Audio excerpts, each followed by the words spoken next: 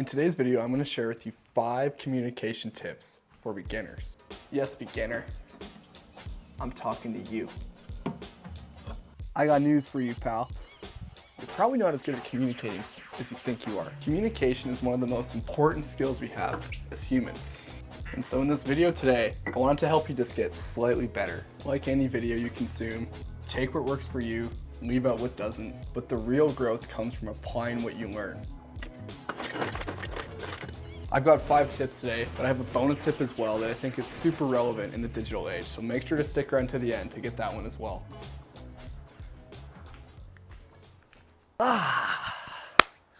Welcome back to the channel, my friends. My name is Sammy Paley. If you're new here, welcome. Every video is intended to help you live in line with the person you wish to be.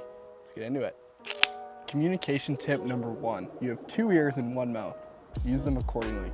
I'm not sure about you, but when I hear the word communication, I automatically think about myself talking. But honestly, I would argue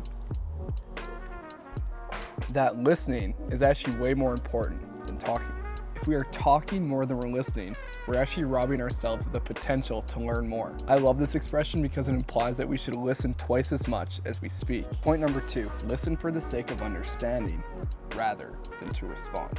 This point here is the 5th habit in one of my favorite books of all time, The 7 Habits of Highly Effective People. It's so simple in theory, but in practice it becomes a little bit more challenging. To listen to understand rather than to simply respond requires a lot of empathy, and it requires you to immerse yourself in someone's perspective.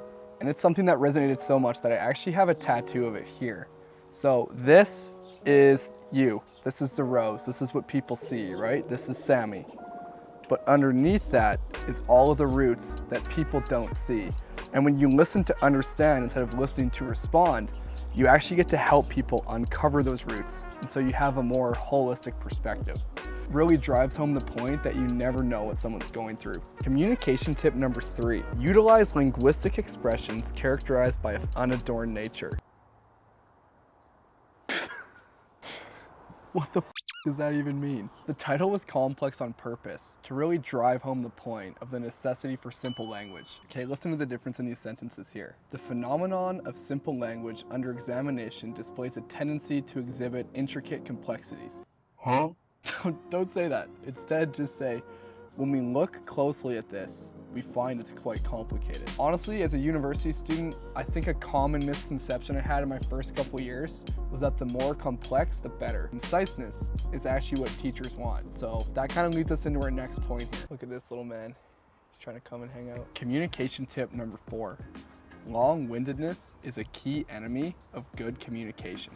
As much as I'm not a Shakespeare fan, he just put me to sleep in high school, one of my absolute favorite quotes is this: brevity is the soul of wit. Now, not to contradict myself on the importance of using simple language, that phrase can be translated into the following: clever people know what to say in very few words. Currently, when I'm not making YouTube videos, I'm working as a door-to-door knocker, so I can really attest to the fact of the importance of being concise and brief so that you don't get door slammed in your face. Communication tip number 5, ask open-ended questions. The beauty of open-ended questions is that it really allows people to express themselves through their thoughts, feelings, experiences, whereas if you ask dead-end questions like do you or did you, those often just lead to yes or no answers and can kind of minimize conversation. Okay, here's a couple examples. Did you enjoy your vacation? Most people be like, yeah, I had a great time, or no, I didn't have a good time. But if you ask this instead, how did you enjoy your vacation? You'll get a much more in-depth response. They can take it anywhere they want, and there's more ambiguity in the conversation.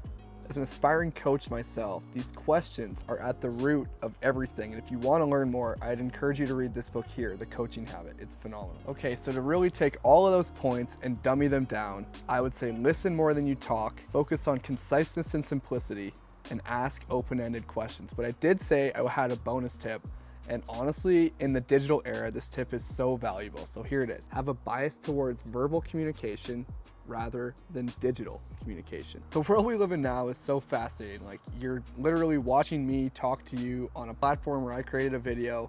Like, we can connect with anyone around the world, but at the same point, much of our communication and the depth to many of the relationships we have is lost when we type or we communicate digitally, or like there's plugins now in your phone and in email where you can have AI write how you want to write. So it's not even you conversing anymore.